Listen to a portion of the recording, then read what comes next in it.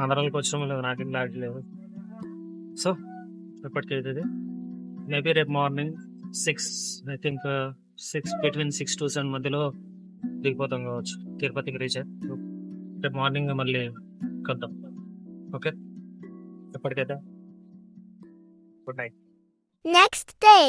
Good morning అందరికి. Time 7:05. ఇప్పుడే reach అయ్యాను.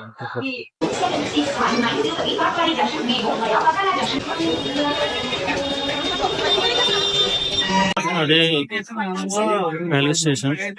రైల్వే స్టేషన్ ఇదే విష్ణు నివాస్.